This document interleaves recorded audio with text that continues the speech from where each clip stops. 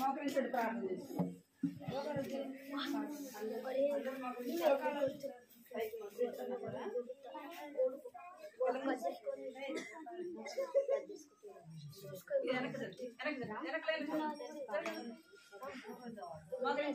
చేస్తున్నాం. ఇట్లా పెట్టండి, అందరూ నాలాగా పెట్టండి. అందరు నాలాగా పెట్టాలి, నాలాగా పైకి మోకరించాలా, చేతులు జోడించాలా, కళ్ళు మూసుకోవాలి. సరేనా? 1 3 చెప్పేలోపు అందరూ 1 2 3. కృపా ప్రేమ గల తండ్రి, జీవంగల దేవాన్ని బంగారు పాదాలకు మనకు స్తోత్రాలు చెల్లిస్తున్నాం తండ్రి. మహోన్నతుడు, మహాగణుడు, ఆయన పరిశుద్ధుడు, దేవానికి ఎంతో వందనాలు స్తోత్రాలు చెల్లిస్తున్నాం తండ్రి. ఈ దినమంతా కూడా ప్రభావ మీరు కాచి కాపాడి భద్రపరిచి నన్ను సజీవులుగా ప్రభావ నిర్మించడానికి మీకు ఎంతో వందనాలు స్తోత్రాలు చెల్లిస్తున్నాం తండ్రి. దేవా జ్ఞాపకం చేసుకుని ప్రభావ మీరు కనికరించండి, కృప చూపించమని ఈ సన్నిధిలో ప్రార్థిస్తున్నాం. ప్రభావ సహాయించండి. పాటల ద్వారా ప్రభావ మిమ్మల్ని స్తుతించి గణపరిచినట్టుగా ప్రభావ సహాయించండి. నేను చిన్న పిల్లల స్థుతుల మూలముగా నేను దుర్గాన్ని స్థాపిస్తాను సరిచిన దేవుడు ప్రభావ మీరు దుర్గాన్ని స్థాపించే దేవుడుగా ఉన్నందుకై మీకు వందనాలు చెల్లిస్తున్నాం. జ్ఞాపకం చేసుకుని ప్రభావ చేరొచ్చిన బిడ్డలందరినీ బట్టి కూడా మీకు ఎంతో వందనాలు స్తోత్రాలు చెల్లిస్తున్నాం. ఇంకా రావాల్సిన వారిని ప్రభావ తీసుకుని రమ్మని ప్రార్థిస్తుంటున్నాను తండ్రి. కనికరించండి. పాటల ద్వారా ప్రభావ నాన్న తండ్రి చక్కగా పాటలు పాడగలిగినట్టుగా ప్రభావ కృప చూపించండి. కథ ద్వారా చిన్న బిడ్డలతో మాట్లాడండి ప్రభావ, నీ వాక్యం ద్వారా మాట్లాడండి, కంటి వాక్యం ద్వారా మాట్లాడండి ప్రభావ. వారి వినే చెవులు గ్రహించే మనసులో ఇచ్చండి, కృప చూపించండి ప్రభావ, కనికరించండి. దేవానికి ఎంతో స్తోత్రాలు చెల్లిస్తున్నాను తండ్రి. కనికరించండి. చేరొచ్చిన మాకు ప్రభావ ఈ సమయం ఎంతో దీవెనకరంగా ఆశీర్వాదకరంగా చేయండి ప్రభావ. దేవానికి ఎంతో వందనాలు చెల్లిస్తున్న సమయాన్ని మీ చేతులకు అప్పగించుకుంటూ యేసుక్రీస్తు నామములో స్తుతించి ప్రార్థిస్తున్నాం తండ్రి. సైలెంట్ ఉండాలి, సైలెంట్ ఉండాలి మీరు.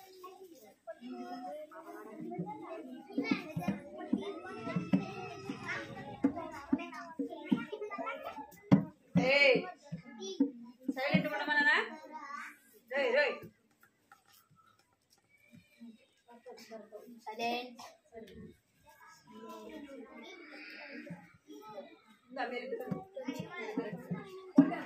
నేను చెప్తా పాటలు నేను చెప్తాను. నేను చేసినట్టు చెప్తాను, చేస్తుంటే వస్తాను. మీరు లేచి నిల్చోండి, లేచి నిల్చోండి. అల్లరి చేయకూడదు. మీరు కూడా ఇక్కడ నా వైపు చూడాలా, పాట యాక్షన్ చేయాలి. సరేనా?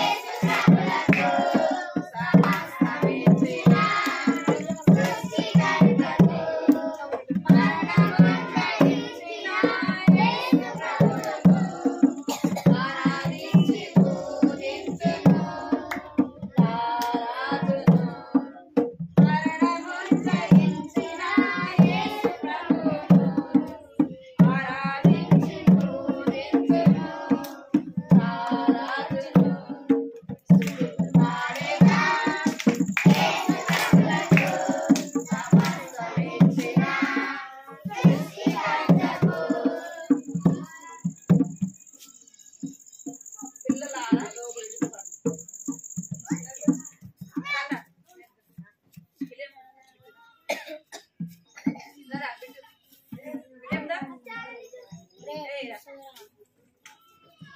పాట అంటే పాట పిల్లల పిల్లల ఇక్కడ చూడాలి మీరు వచ్చే వారం మీరు పాడుతుంది కదా నేర్చుకోండి చూసి నేర్చుకుంటే వచ్చే వారం మీరు పాడచ్చు పిల్లల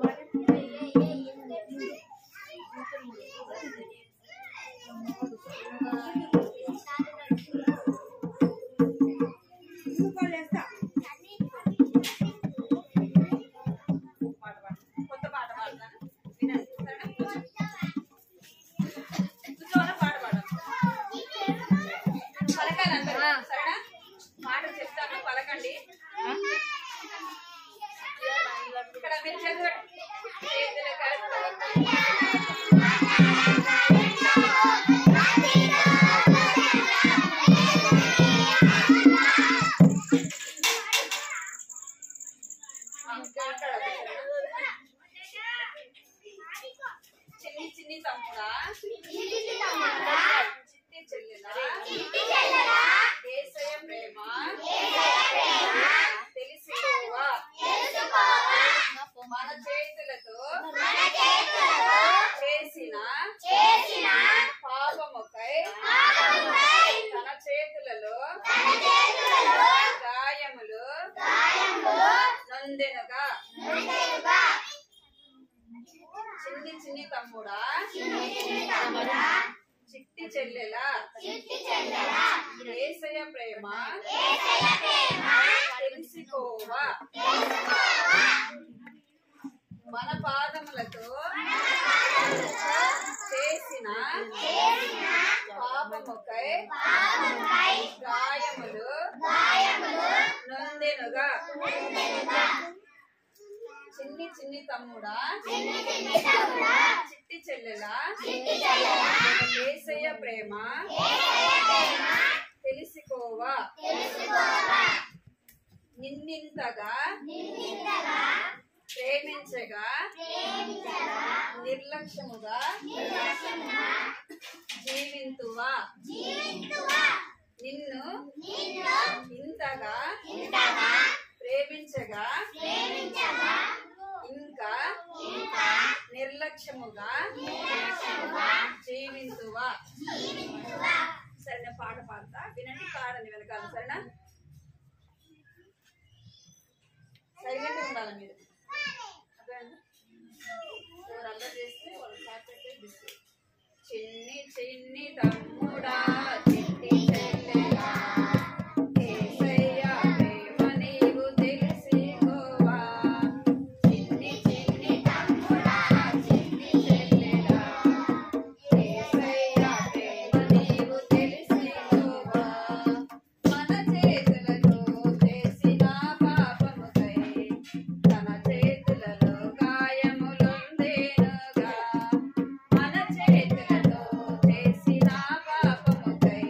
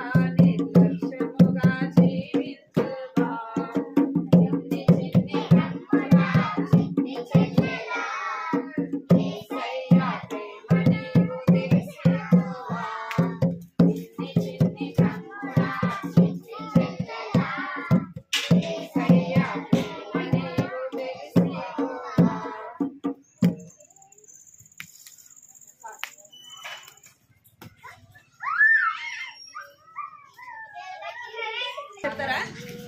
ఇక్కడ అందరు చేతులు కట్టుకోండి. మీరు అందరు చేతులు కట్టుకోండి.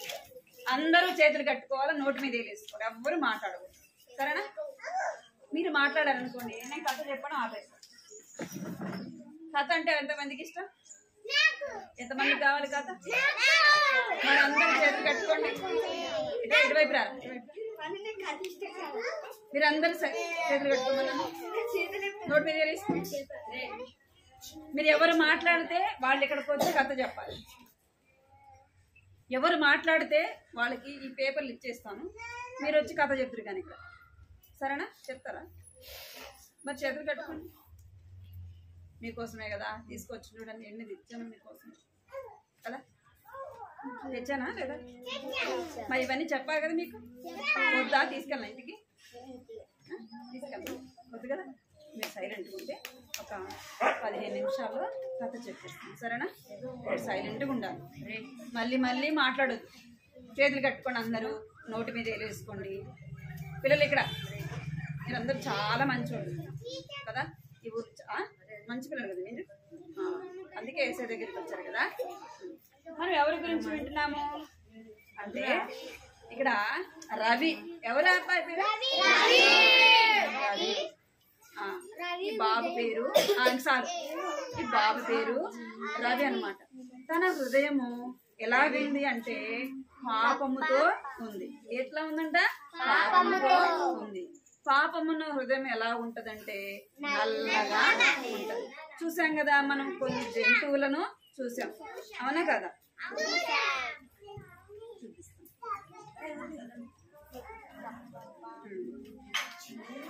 చూడండి ఎట్లా ఉంది. అన్ని జంతువులు కూడా ఉన్నాయి కదా. మనము అన్ని జంతువులను గురించి చూసాం కదా. చూసామా లేదా? వాటి జంతువులు ఒక్కొక్క జంతువు ఒక్కొక్క స్వభావానికి గుర్తుగా చూస్తూ వచ్చాం కదా. కోపము, ఇంకేంటంటే గర్వము, ఇంకా కక్ష. ఇవన్నీ జంతువులు.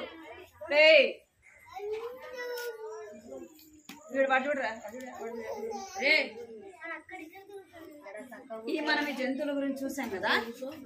పాపమున్న మనందరి హృదయంలో మనం ఇక్కడ ఎంతమంది అయితే కూర్చున్నామో వారందరి హృదయంలో కూడా ఈ జంతువులు అన్నీ కూడా ఉంటాయి. అర్థమైందా మీకు? ఇక్కడ మనం ఎంతమంది అయితే కూర్చున్నామో వారందరి హృదయంలో ఏం చేస్తున్నారా మీరు? ఇక్కడ చూడండి.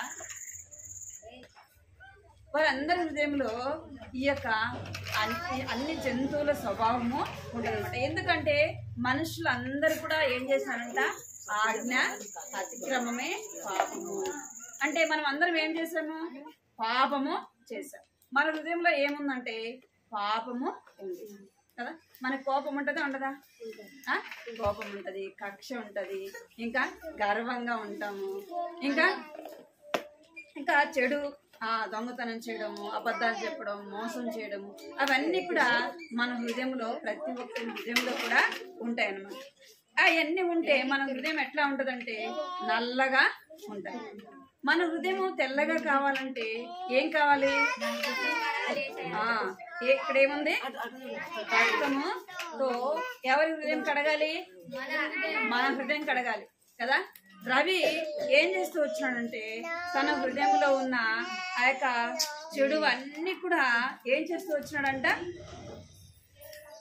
ఇక్కడ చూడండి ఏం చేస్తున్నా. ఏమైపోయినా ఏంటి? జంతువులండి. కోపం పోయింది, గర్వం పోయింది, ఇంకా ఆ చెడు సవాసము పోయింది, ఇంకేమైపోయిందంటే సోమరితనం పోయింది. ఇంకా మనము బైబిల్ ఏమని చెప్తుందంటే నేను తప్ప వేరొక దేవుడు లేడు అని చెప్తుంది. ఏమని చెప్తుంది బైబిల్?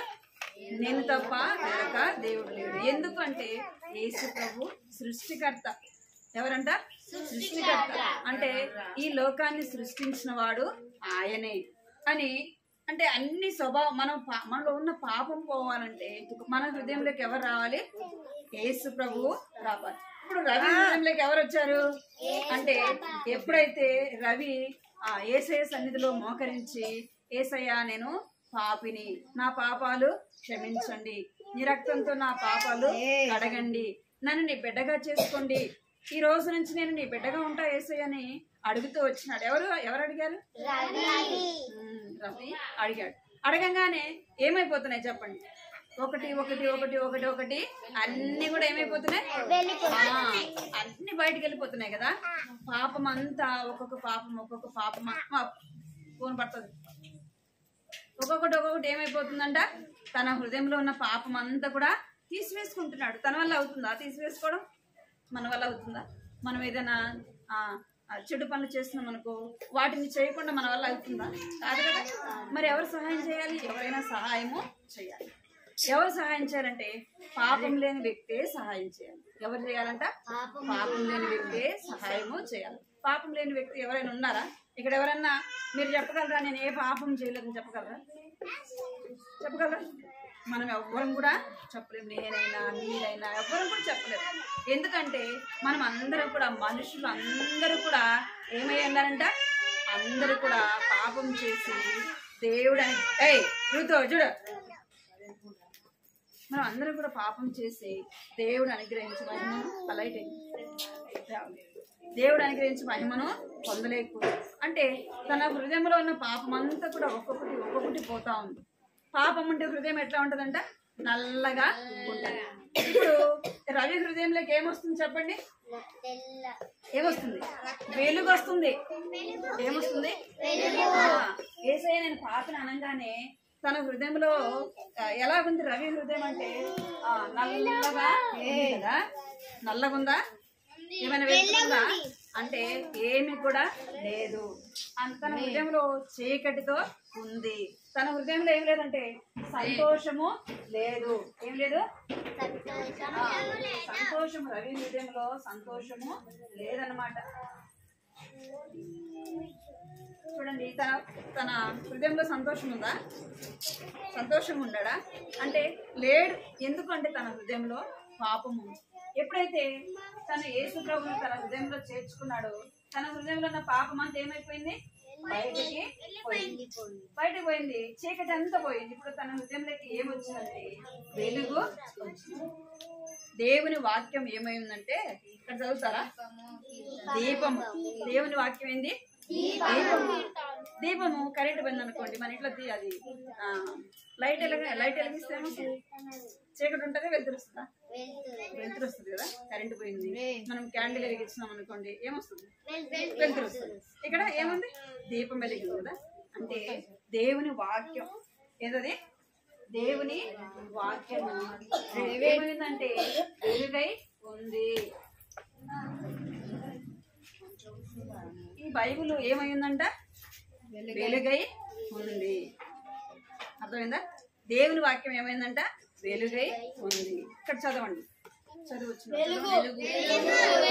దేవుని వాక్యం ఉంది. అంటే యేసు ప్రభు మన హృదయంలోకి రాగానే ఏమొస్తుంది? మనలో ఉన్న చీకటి అంతా ఏమొస్తుందంటే వెలుగు. దేవుని వాక్యం ఏమైందంటే వెలుగై ఉంది. ఇప్పుడు రవి హృదయంలోకి ఏమొచ్చింది? వెలుగు వచ్చింది. వెలుగు రాగానే పాప సంబంధమైనవన్నీ కూడా పోతా ఉంది కదా. తన హృదయంలోకి వెలుగు రాగానే పాపం అంతా కూడా పోతుంది. ఇంకా ఏమైందంటే దేవుని వాక్యము ఖడ్గమై ఉంది. ఏమైంది? చూడండి, ఏమైంది? దేవుని వాక్యము ఖడ్గం లాంటిది. ఖడ్గంతో ఏం చేస్తాం? యుద్ధం చేస్తాం కదా. శత్రువులను ఏం చేస్తా? యుద్ధానికి వెళ్ళే వాళ్ళు ఏం తీసుకెళ్తారు? ఖడ్గం తీసుకెళ్తారు. ఇది ఖడ్గం. చూడ, ఇక్కడ చూడండి, దేవదూత చేతిలో ఏముంది? ఖడ్గము పట్టుకొని వచ్చింది. ఏం చేస్తుంది? ఆ యొక్క తనలో ఉన్న ఆ రవి హృదయంలో ఉన్న చెడు పాపం అంతా కూడా ఏం చేస్తుంది? తరిమి వేస్తా ఉంది కదా. తన హృదయం వచ్చిందంట వెలుగు. ఇప్పుడు మన హృదయము ఇక్కడ అయిపోయింది, కథ అయిపోయింది. ఇక్కడ వినాలి. మన హృదయము ఏమైందంటే దేవుని ఇల్లు. మన హృదయం ఏంది? దేవుడు ఎక్కడుంటాడు? హృదయంలో ఉంటాడు కదా. ఎవరుంటారు? మన హృదయంలో దేవుడు ఉంటాడు. ఎప్పుడు ఉంటాడంటే మనం పాపంతో ఉంటే ఉండడు. మన హృదయంలో చీకటి ఉంటే యేసు ఉండడు. ఎందుకు అంటే యేసు ఏమైనాడు? ఏమైనాడు? వెలుగై ఉన్నాడు. వెలుగు చీకటి ఉంటుంది ఒక దగ్గర ఉండదు కదా. హృదయంలో వెలుగైనా ఉండాలా, చీకటైనా ఉండాలా. మరి మీ హృదయం వెలుగుగా ఉండాలా, చీకటిగా ఉండాలా? వెలుగుగా ఉండాలంటే ఎవరు రావాలి మీ హృదయంలోకి? మీ హృదయంలోకి రావాలి. మీ హృదయంలోకి వచ్చినప్పుడు ఆ చీకటి అంతా కూడా పోయి మన హృదయం ఏమైందంట? చేతులు కట్టుకోండి, అందరూ నోటి మీద వేసుకోండి. నోటి మీద వేసుకోవాలా, ఇట్లా వేసుకో, నోటి మీద వేసుకోండి. నోటి మీద వేసుకోండి. మన హృదయము దేవుని ఆలయం. మనలో దొంగతనాలు, అబద్ధాలు, మోసము, ఇంకా చెడు పనులు అన్ని మనం చేస్తుంటే వేసే మనలో ఉండడు. అర్థమైందా? ఉండడు. ఎప్పుడు ఉంటాడంటే మనం ఏం చేయాలంట? ఏసే దగ్గర మన దోషములు ఒప్పుకోవాలా. ఏం ఒప్పుకోవాలా? ఏం ఒప్పుకోవాలా? మన హృదయంలో మనం ఏం చేయాలంటే, ఇక్కడ చూడండి, చదువుతారు ఎవరన్నా? చదివచ్చిన వాళ్ళు ఏం చేయాలా? నీ దోషములు ఒప్పుకొనుము. ఏం చేయాలంట? కనబడుతుందా? మన దోషములు ఏం చేయాలా?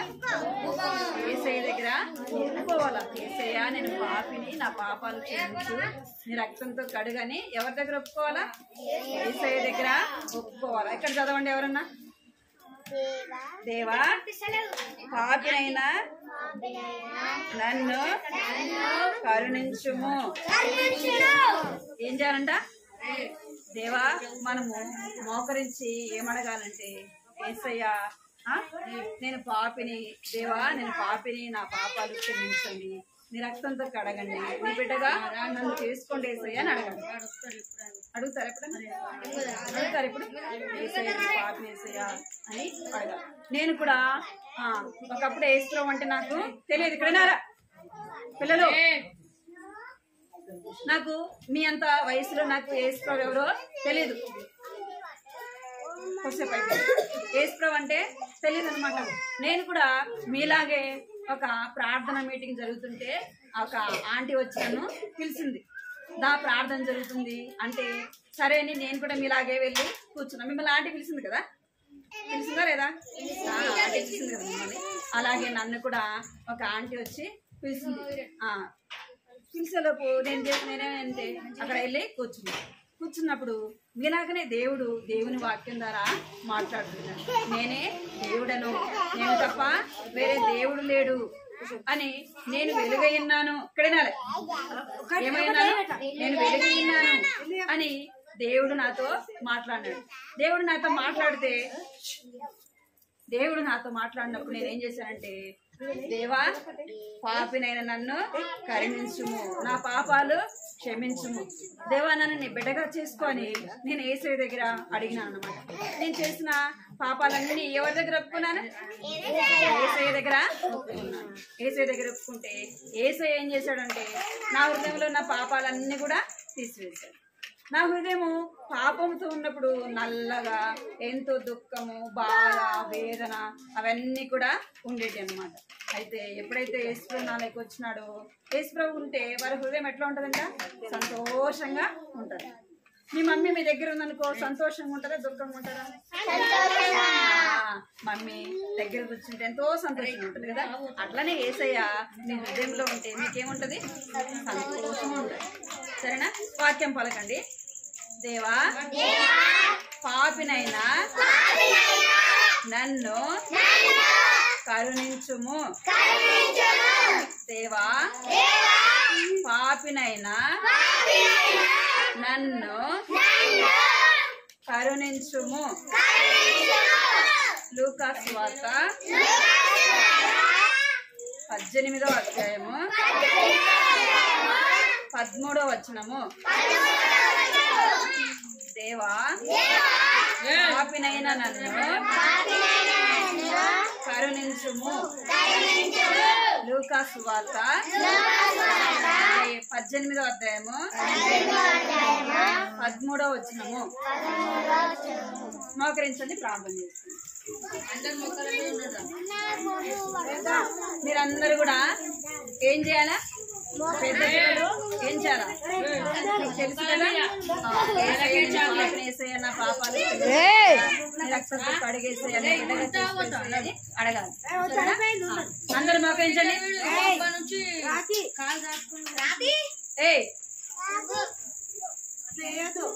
అందరు మోకరించండి. పైకి మోకరించండి. చేతులు జోడించండి. పైకి పైకి మోకరించాలా. కళ్ళు మూసుకోండి. మీరు కళ్ళు మూసుకుంటేనే ప్రార్థన చేయండి. అందరు కళ్ళు మూసుకోండి. మీకోసం ప్రార్థన చేయాలి కదా. మరి అందరు కళ్ళు మూసుకోండి. అందరూ బాయ్స్ మంచోళ్ళ గర్ల్స్ మంచోళ్ళ? అబ్బా వీళ్ళు మంచోళ్ళు అంటారా మీరు? ఆమె అందరు కళ్ళు మూసుకోండి. అందరు కళ్ళు మూసుకోండి. కళ్ళు మూసుకోవాలి. కళ్ళు మూసుకోవాలి. పిల్లలు అందరు కళ్ళు మూసుకోండి. ప్రార్థన చేయండి. సైలెంట్ గా ప్రార్థన చేయండి. కళ్ళు మూసుకోండి. అందరు కళ్ళు మూసుకోండి. ప్రార్థన చేద్దాం. కళ్ళు మూసుకోండి. కృపా ప్రేమ గల తండ్రి, జీవం గల దేవాన్ని బంగారు పదాలు కొందనాలు స్తోత్రాలు చెల్లిస్తున్నాను తండ్రి. మహోన్నతుడు మహాగణుడు నైనా పరిశుద్ధుడు తండ్రి, దేవానికి ఎంతో స్తోత్రాలు చెల్లిస్తున్నాను తండ్రి. దేవా ఈ సాయంత్రం సమయంలో ప్రభువాని సన్నిధిలో చేరి మిమ్మల్ని స్తుతించి గణపరచడానికి దేవానికి ఎంతో వందనాలు స్తోత్రాలు చెల్లిస్తున్నాను తండ్రి. ఇంతవరకు కూడా ప్రభా నన్న పాటలతో మిమ్మల్ని స్తుతించి గణపరచడానికి ప్రభావ మీరు సహాయపడుతూ వచ్చినారు తండ్రి. దేవానికి ఎంతో వందనాలు చెల్లిస్తున్నాను తండ్రి. తన ద్వారా ప్రభా ఇచ్చిన బిడ్డలతో మీరు మాట్లాడుతూ వచ్చినారు ప్రభా, నీకు ఎంతో వందనాలు చెల్లిస్తున్నాను. రవి హృదయాన్ని ప్రభా మీరు జ్ఞాపకం చేస్తూ వచ్చినారు తండ్రి. రవి ప్రభా తన హృదయంలో తన పాపను ఒప్పుకున్నప్పుడు ప్రభా తన పాపాలు క్షమించి బిడ్డగా చేసుకున్న ప్రభా తన హృదయంలో నా చీకటిని తీసివేసి ప్రభా నాయన వెలుగుతో నింపుతూ వచ్చినారు ప్రభా, నీకు ఎంతో వందనాలు చెల్లిస్తున్నాం. అలాగా ప్రభా మా హృదయాలు కూడా ప్రభా మీరు జ్ఞాపకం చేసుకోండి తండ్రి. నన్ను రక్షించిన దేవుడు ప్రభా ఇక్కడ చేరొచ్చిన బిడ్డలు కూడా జ్ఞాపకం చేసుకోండి. రక్షణ దయచండి. మారు మనసు పాప క్షమాపణతో నింపండి. వారి పాపములు వారి దోషములు ప్రభా నీ సన్నిధిలో ఒప్పుకొని విడిచిపెట్టి ప్రభా నా తండ్రి దేవా నీ కొరకు జీవించి బిడ్డలుగా చేయండి ప్రభా. బాల్యంలోనే దేవా సృష్టికర్త అయిన దేవుని తెలుసుకోవటానికి దేవా మీరు సహాయం చేయమని మీ సన్నిధిలో ప్రార్థిస్తున్నాం. చిన్న బిడ్డలు దీవించండి, ఆశీర్వదించండి. చదువుకి స్కూల్కి వెళ్తుండగా తోడుకోండి ప్రభా, సహాయించండి. స్కూల్కి వెళ్తుండగా సహాయించండి, కనికరించండి ప్రభా. మీరు జ్ఞాపకం చేసుకున్న సన్నిధిలో ప్రార్థిస్తున్నాం. ప్రభు చూపించండి. బిడ్డలు అల్లరి చేయకుండా సహాయించండి. నేను ఇంతవరకు ప్రభు అయిన మాటలు వారి హృదయాలు భద్రపరచుకుంటూ సహాయపడమని మీకు ఎంతో వందనాలు చెల్లించుకుంటూ యేసుక్రీస్తు నామములో స్తుతించి ప్రార్థించి అడిగి వేడుకుంటున్నాం తండ్రి.